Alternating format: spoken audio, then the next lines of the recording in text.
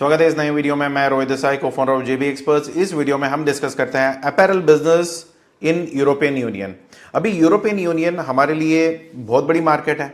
हम थोड़ी बहुत ही कम उसमें हम लोग कंट्रीब्यूट कर पा रहे हैं, मगर आज के टाइम पे जो ग्लोबल सिचुएशन चेंज हो रहे हैं, डायनामिक्स चेंज हो रही है, टैरिफ बढ़ रहे हैं, कहीं पे घट रहे हैं, तो इन सारी चीज़ों में आज के टाइम पे इंडिया का टाई अप होने वाला है यूरोपियन यूनियन के साथ। उससे पहले भी या उसके बाद भी अगर आपको एक्सपोर्ट करना है गारमेंट्स, अपैरल्स, जो कपड़े बनते हैं जो इंडिया से एक्सपोर्ट होते हैं, वो बहुत ही बेहतरीन प्राइजेस पे वहाँ पे बिकते हैं। तो समझते हैं यहाँ पे क्या क्या हो सकता है। तो आज के टाइम पे यूरोपियन यूनियन का अगर यूरोज में अगर आप देखोगे तो 176.9 बिलियन का पूरा इंडस्ट्री है, मगर उसमें इंडिया का शेयर सिर्फ 4% का है, मतलब 2.3% का है, जो 4 बिलियन का ही हम लोग अभी ट्रांजैक्शन कर रहे हैं। तो यहाँ पे अगर आप ओवरऑल देखोगे तो आज भी हमारा ग्रोथ, जो यूरोपियन यूनियन का ग्रोथ है, 4.1% एनुअली बढ़ रहा है। और उसमें भी Germany, France, Spain, Italy, Netherland और पोलैंड हमसे ऑलरेडी माल खरीद रहे हैं। तो यहाँ पे आपको एक देखना है कि कल जाके अगर आपको एक्सपोर्ट करना है टू द यूरोपियन यूनियन, यहाँ पे कौन से कंट्रीज हैं जो हमारे लिए बेहतरीन है। तो यहाँ पे काफ़ी सारे मार्केट्स के अपने अपनी अपॉर्चुनिटीज़ हैं, जो उनकी क्लासिफिकेशन है कि उस मार्केट में कैसे काम होता है। एक तो बड़ा मार्केट है, सस्टेनेबल फोकस रखते हैं, प्रीमियम प्राइजेस है तो भी कोई दिक्कत नहीं है, अच्छा क्वालिटी है तो पैसे देने के लिए तैयार है। अगर फ्रांस में है तो कॉम्पिटिटिव वॉल्यूम है। केमिकल्स वगैरह अगर आप यूज़ करोगे तो डाइज वगैरह यूज़ करोगे तो थोड़ी दिक्कत आ सकती है। जो केमिकल्स के लिए अगर आप कम यूज़ करते हो, जो अगर क्या बोलते हैं, जो ऑर्गेनिक केमिकल्स होता है, अगर उससे कोई पिगमेंट्स वगैरह, कलरिंग्स वगैरह आती है तो बहुत बेहतरीन है, तो वरना दिक्कत हो सकता है। तो स्पेन में भी सेम है कि वहाँ पे ज़्यादातर ब्रांडेड चीज़ें बिकती है जो नॉर्मली वो डेवलप कंट्री से मंगाते हैं। तो इटली में अगर वही चीज़ अगर आप देखोगे तो अगर वैल्यू एडेड है, फाइबर अच्छी है, फैब्रिक अच्छी है, तो फिर वहाँ पे कोई दिक्कत नहीं है, आपको प्रीमियम प्राइस भी मिल जाएगा। दूसरा है नीदरलैंड में थोड़ी ये डिस्ट्रीब्यूशन है, जैसे हम लोग मुंबई के लिए बोलते हैं ना कि सारा मटेरियल मुंबई पे आता है, फिर वहाँ पे बिकती है। तो ऐसे ही यहाँ पे आप देखोगे तो ये डिस्ट्रीब्यूशन हब है, वहाँ पे सारे माल आ जाते हैं, फिर यूरोप में पूरी वहाँ पे बिकती है। तो वहाँ पे देख लो कि जो प्रोडक्ट्स आप भेज पा रहे हो तो वो लॉजिस्टिक फ्रेंडली हो, तो ऐसा ना हो कि बार बार आपको आयरन करनी पड़े और वगैरह वगैरह चीज़ें, पैकेजिंग ठीक से हो जाए। दूसरा, पोलैंड यूक्रेन के नज़दीक है, थोड़ी बहुत वहाँ पे दिक्कत आज भी, थोड़ा बहुत गर्मा गर्मी है। तो अभी फिलहाल वॉर में नहीं है, but end of the day आगे क्या होगा पता नहीं। मगर ये फास्ट मार्केट है, मगर वहाँ पे आज के टाइम में भी आपको वहाँ पे बजट हिसाब से ही देखना पड़ेगा। तो ये अप्रॉक्सीमेट प्राइजेस है आपके लिए, ये प्राइजेस आज का नहीं है, 2023 का है। तो मगर आप एक सिर्फ एक रेफरेंस पे अगर आप देख सकते हो, ट्राउजर्स हो गया, शॉर्ट्स हो गए, स्वेटर्स हो गए, आउटवेयर्स हो गए, टी शर्ट्स हो गए, स्पोर्ट्स वेयर्स हो गए, तो अगर आज के टाइम पे जो चीज़ें यहाँ पे हमारे इंडिया में भी डेकेथलॉन में जो बिकती है, वो भी बांग्लादेश से या कहीं और से बन के आती है। तो कम से कम अगर हमारे प्रोडक्ट्स अगर यूरोप में मिलने शुरू हो जाते हैं, तो अगर देखो क्या है ना कि मैं ये नहीं बोलता कि सारे कंपनीज या जो भी ये वीडियो देख रहे हैं सब लोग एक्सपोर्ट कर सकते हैं या सबके गारमेंट्स वहाँ पे एक्सपोर्ट होती है, मगर आपके गारमेंट्स में अगर सस्टेनेबल प्रोडक्ट्स हैं, इको फ्रेंडली प्रोडक्ट्स हैं, तो बिल्कुल आपके प्रोडक्ट्स वहाँ पे डिमांड में रहने वाले हैं। तो आप देखिए वहाँ पे उसके हिसाब से अगर आप प्रोडक्शन कर सकते हैं तो बहुत ही बेहतरीन चीज़ है। तो यहाँ पे देखो कि अगर काफ़ी टाइम ये होता है कि समझने में दिक्कत आती है कि सस्टेनेबल प्रोडक्ट होता क्या है। जो ऑर्गेनिक प्रोडक्ट्स हैं, कॉटन प्रोडक्ट है, पॉलिस्टर की मैं बात नहीं कर रहा, और जो काफ़ी और वेराइटीज़ के जो केमिकल बेस्ड या प्लास्टिक बेस्ड की जो टी शर्ट्स आते हैं, रेक्जिन्स आती हैं, तो उसकी मैं बात नहीं कर रहा हूँ। मैं यहाँ पे प्योरली बात कर रहा हूँ ऑर्गेनिक फैब्रिक्स की। अगर बनाना हो गया, कॉटन हो गया, कॉटन तो मेन ही रहेगा, उसके बाद बनाना हो गया, कोकोनट का हो गया, तो काफ़ी सारे अलग अलग वैरायटी, सिल्क हो गए, तो ऐसे काफ़ी सारे प्रोडक्ट्स हैं जो आज के टाइम में हमारे इंडिया में बहुत बड़ी वॉल्यूम में मिलती हैं। मगर ज़्यादातर क्या हो गया कि इंडस्ट्री ख़त्म होने आ गया, तो काफ़ी जगह हमको ये नहीं लगता कि यार ये फैब्रिक कौन यूज़ करेगा, इतना वॉल्यूम है नहीं, इतना सस्ता महंगा बिकता है वगैरह वगैरह। यहाँ पे लोगों को अभी भी वहाँ पे लोगों को प्यार है उन चीज़ों से। अगर आपके पास प्रोडक्ट ढंग से मिलता है तो वो पैसे दे के लेने के लिए तैयार है। तो ऐसे काफ़ी सारी चीज़ें हैं। तो अगर आप देखते हो कि हाँ ये ग्रीन टिक प्रोडक्ट्स हैं, इसमें सारी चीज़ें ऑर्गेनिकली सोर्स की गई है और इसके सर्टिफिकेशन सारे पूरे हैं, जो ऐसा नहीं कि ऑर्गेनिक बोल के हम लोग केमिकल बेच रहे हैं।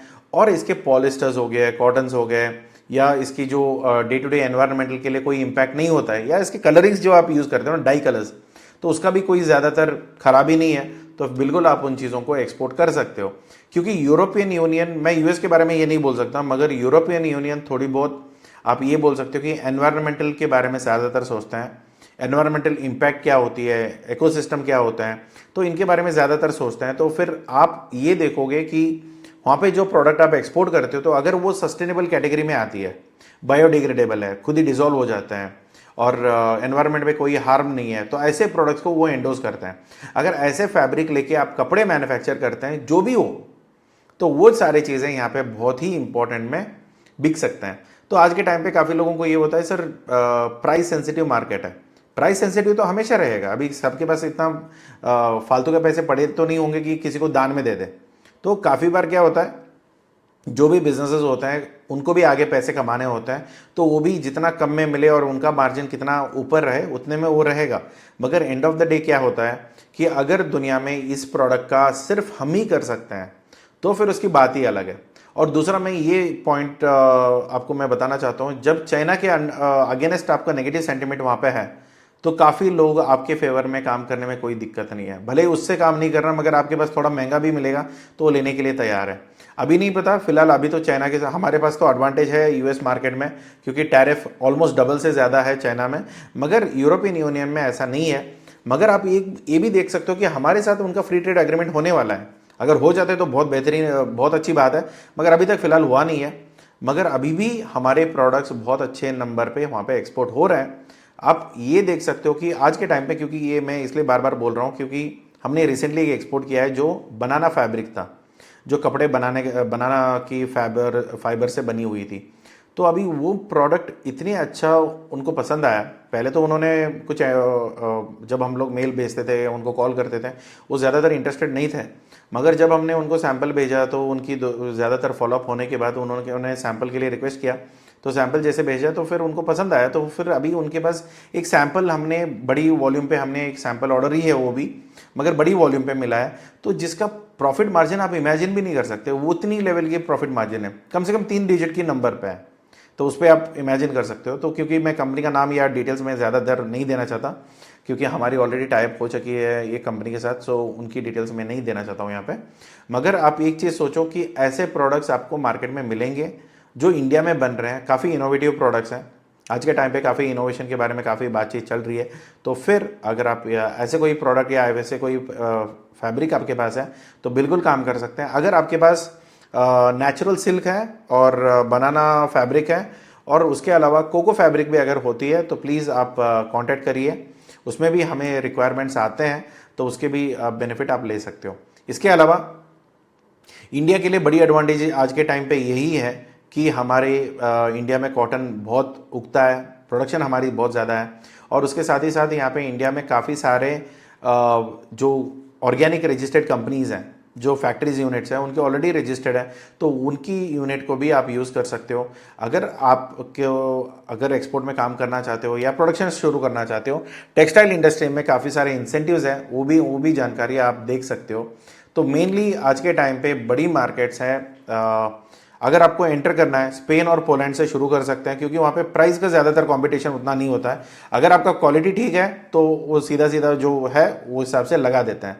और दूसरा क्या है कि अगर आप एक सस्टेनेबल मटेरियल यूज़ करके आप अपनी अच्छी खासी सर्टिफिकेशन वगैरह बना लेते हो, क्योंकि सर्टिफिकेशन में थोड़ी बहुत आपकी फैक्ट्री वगैरह वगैरह चीज़ें आपको देखना पड़ेगा। बट ओवरऑल छोटी बैचेस में, क्योंकि बड़ी वॉल्यूम ने हमने भी एक्सपोर्ट नहीं किया, मगर मार्जिन्स बहुत अच्छा मिला, मगर बड़ा वॉल्यूम था नहीं वो। और उसमें क्या है कि टर्नओवर्स अच्छे हो जाते हैं। और अगर ओडीएम पे ओरिजिनल डिज़ाइन मैन्युफैक्चर, अगर उनको ये पसंद आ गया और हमारे यहाँ पे कारीगर है जो वो चीज़ें बना सकते हैं बड़ी वॉल्यूम पे, तो वो चीज़ें भी आपको बिजनेस ला सकता है। तो अगर इसमें कोई मदद चाहिए होगा तो हम तो है ही। और इसके अलावा आज के टाइम पे स्पोर्ट्स वेयर, आउटवेयर, ये सारी चीज़ें बड़ी वॉल्यूम पे बिकता है। आप देखो आज के टाइम पे अगर हमारे कॉटन में, जो स्पेशली जो कॉटन फैब्रिक हम लोग देख सकते हैं कि योगा में हम लोग देखते हैं कि जो पैजामाज हम लोग पहनते हैं ना, तो वो चीज़ें ज़्यादातर बिक रहा है। वो भी अगर आप प्रोड्यूस करते हैं तो फिर आप कांटेक्ट कर सकते हैं। आज के टाइम पे बड़े ब्रांड्स को भी आप बात कर सकते हो। ये सारे ब्रांड्स वहीं के हैं जो प्रोड्यूस करते हैं, और साथ ही साथ इनकी बड़ी बड़ी ऑप्शंस बांग्लादेश और बाकी चीज़ें जगह पे था, और आजकल वो बाहर देख भी रहे हैं। अगर आपको लगता है कि हाँ इन कंपनीज़ के साथ मुझे इतना वॉल्यूम पे मुझे काम करना है और इतना बड़ा काम करना है, तो फिर ऑब्वियसली उनको टच बेस कर सकते हो। इसके अलावा लास्ट में मुझे ये बोलना है, यूरोप प्राइस सेंसिटिव से ज़्यादा एनवायरमेंटल सेंसिटिव मार्केट है। अगर आपके पास ऐसा कोई प्रोडक्ट है जो एनवायरमेंटल ख़राब नहीं करेगा और अच्छी खासी आप पैकेजिंग करके आप भेज सकते हो और उनको ऑफर भी वही देना है। सिर्फ मैं ये नहीं बोल रहा हूँ कि आप जो फैब्रिक यूज़ करते हो वही आपका इको फ्रेंडली है, मैं ये बोलता हूँ कि पैकेजिंग में भी आपको इको फ्रेंडली लाना पड़ेगा और जो चीज़ें आप यूज़ करोगे वो सारे अगर पेपर का है, अगर वो डिग्रेडेबल है, इंस्टेड ऑफ प्लास्टिक के अलावा जो भी आप यूज़ करते हैं। मैंने तो एक चीज़ मैंने देखा था, हमने एक ब्लेज़र या कुछ बनाया था, उन्होंने बटन्स हमसे लकड़ी के बनवाए थे। तो मैंने बोला ये तो टूटने के चांसेस होते हैं, वो कुछ अलग ट्रीटमेंट करके उसको स्ट्रॉन्ग बेस बनाते हैं, मगर उन्होंने बटन्स तक वुडन की बनवाई थी। तो आज के टाइम पे उतने लेवल पे जा रहे हैं, तो फिर आप भी सोचो कि हाँ सस्टेनेबिलिटी कितने हद तक वो लोग सोच रहे हैं। तो अगर आपके पास ऐसे कोई इनोवेटिव प्रोडक्ट्स हैं तो बिल्कुल आप करना शुरू कर सकते हैं। जो बटन्स मतलब वो शर्ट में जो लगाते हैं ना वो वाली, तो काफ़ी कुछ चीज़ें हैं जो आप काम कर सकते हो, सोच सकते हो। और इसमें अगर कोई मदद चाहिए होगा तो हम तो है ही, आप हमारे नंबर है जो डिस्क्रिप्शन में, वहाँ पे कॉल कर सकते हैं, बात कर सकते हैं, जो भी चीज़ें हैं पूछ लीजिए, समझ लीजिए, फिर उसके बाद काम करना शुरू करिए। अगर आपको एक्सपोर्ट बायर चाहिए होगा यूरोपियन मार्केट में, अगर आपको कोई और एक्सपोर्ट डिवीज़न पूरी आउटसोर्स करना है तो बिल्कुल आप बात करिए हमारे टीम से, जो भी चीज़ें हैं समझ लीजिए, उसके बाद काम करना शुरू करिए। एक्सपोर्ट इंपोर्ट बिजनेस की अगर आपको ज़रूरत है लर्निंग के बारे में या कोर्स के बारे में, तो भी हमारी नए बैचेस शुरू हो रहे हैं, तो भी उसी नंबर पे आप बात करके सारी इन्फॉर्मेशन ले लीजिए और समझ लीजिए कि ये बेहतरीन प्रोडक्ट है आपको काम करने के लिए। और साथ ही साथ अगर थोड़ा हट के अगर आप सोचोगे, काफ़ी नई चीज़ें मिल जाएगी। मैं नई चीज़ों के बारे में बात भी नहीं कर रहा हूँ, मैं ये बोल रहा हूँ कि पुरानी चीज़ें जो हमारी खो चुकी है उन चीज़ों पे अगर आप ध्यान दोगे और जीआई टैग के ऊपर जो भी फैब्रिक्स हैं जो हमारे पुराने टाइम पे हम लोग जो बनाते आए हैं, अगर उसके ऊपर थोड़ा बहुत ध्यान जा सकता है तो वो चीज़ें दोबारा मार्केट में आ सकती है और उसी से ही आपका बिजनेस बड़ा हो सकता है।